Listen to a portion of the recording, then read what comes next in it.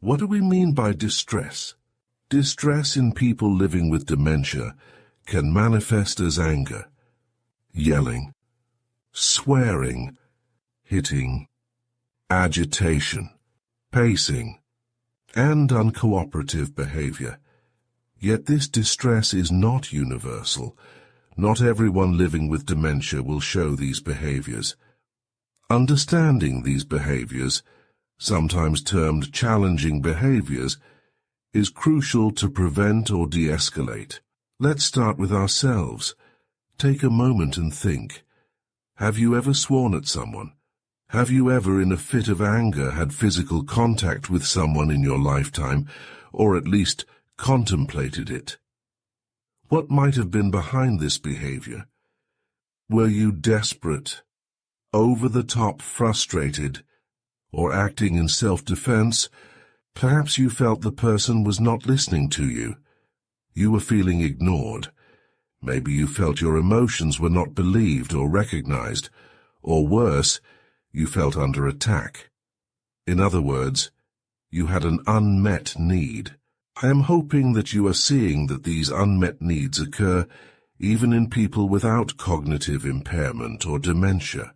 Your advantage is that you can more clearly communicate your frustration and argue your point. People with dementia often struggle with language, reasoning, and rational thinking. They communicate their frustration or unmet needs through their behaviors. Please repeat this mantra. All behavior has meaning. People living with dementia who feel comfortable, respected, and safe do not moan, rock, yell, punch, and scream. It is critical not to blame the distressed behavior on the individual, as if they are in total control of their actions. Most often, they are not.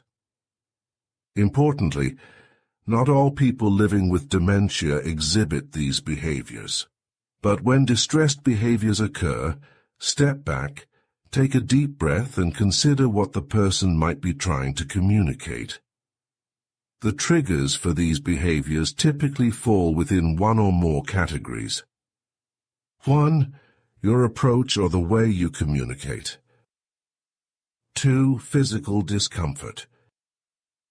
3. The environment. 4. Emotional discomfort. 5. An underlying mental illness. Your job is to be a detective. If possible, figure out the trigger and to work toward eliminating or diminishing the trigger. Trigger 1. Your approach or the way you interact. Imagine that you are watching from above. Look and listen to how you come across. Do you look resentful, crabby, angry, or uninterested? If so, it is essential to shift your body language to appear kind, safe, friendly, and loving. Avoid arguing or trying to rationalize. Use words and a tone of voice that is encouraging and positive. Then, pay attention if the yelling and lack of cooperation fade away. Trigger 2. Physical distress. The brain diseases and disorders that may result in developing dementia do not generally cause pain. People often receive their dementia diagnosis while having had pre-existing painful conditions such as arthritis, lower back troubles, poor oral health, pressure sores, and discomfort from prolonged sitting. The challenge is that people living with dementia feel pain similar to others, but may have difficulty expressing it. The next step is to determine or call on healthcare providers to help reduce or better manage the pain. Other triggers for physical distress include hunger, fatigue, dehydration, a full bladder, loose bowels, constipation, and infection. Your role is to review this list and find ways to correct them. Trigger 3. Environmental factors. People with dementia Also react negatively to loud noises from sources such as the TV and radio, clutter in the room, and too hot or too cold temperatures. If you identify one of these culprits, lower or turn off the TV, declutter the space, and adjust the temperature or clothing items. Trigger 4. Emotional triggers. Sometimes a memory may arise, or a person will be reminded of a sad or traumatic event. These may include the death of a spouse, an assault or domestic abuse, or even living through war, famine, or dislocation of one's family. In these situations, you must take special care to create a sense of safety through your words and actions. Start by acknowledging their sadness or fear. I'm so sorry you feel this way. You're safe with me. There are times like these when you cannot fix it. Acknowledging the underlying emotion and sitting quietly and supportively near their side can be the most soothing. Trigger 5. Mental illness. Some people develop dementia, along with a previous history of mental illness, such as depression, schizophrenia, or bipolar disease. But dementia itself is not considered a mental illness. The underlying mental illness must be managed regularly and consistently.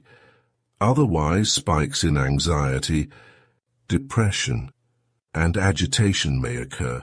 It will require the assistance of a mental health specialist to monitor and adjust medications along the way.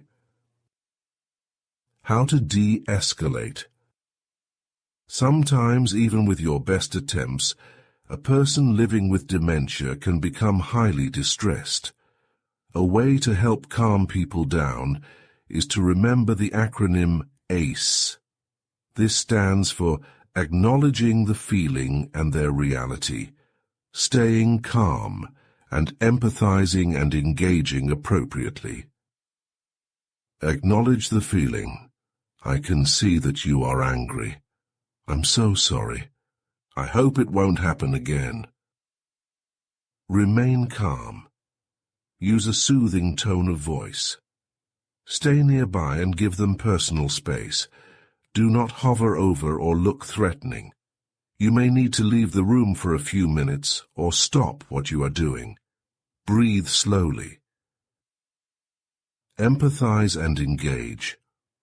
After a while, see if you can distract by offering a favorite snack, changing the subject, or talking about something pleasant. If the person becomes a danger to you or themselves, leave the immediate vicinity. Call 911 and inform the police that this is a person with a history of dementia and that they send an officer who is good at de-escalation skills.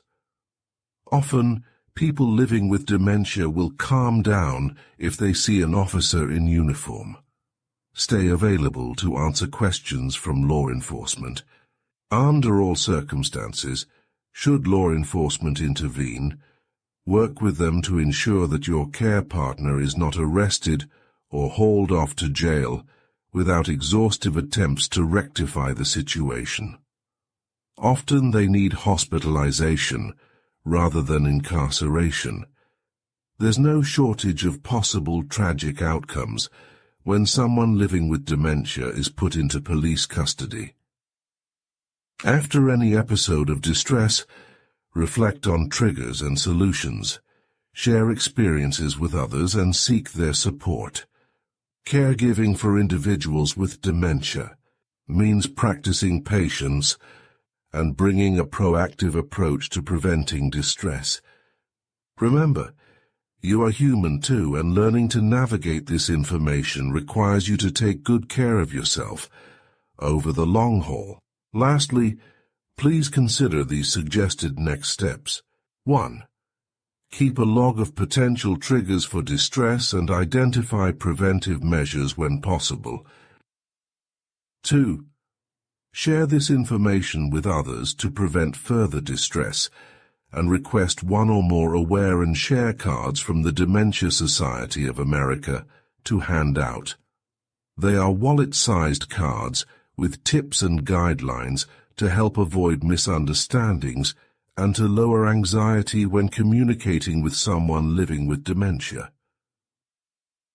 3. Contact the local police or sheriff's department and see if they can enter a note into the 911 system that a person living with dementia resides at a particular address, advising that any call from the property or the neighbors that involves your loved one should be approached with added caution and understanding. You may have to fill out a form or meet with an officer to verify the information, but it can be well worth the extra effort. Thank you for your love and devotion to your care partner. It was my honor to join you today. Thank you so very much.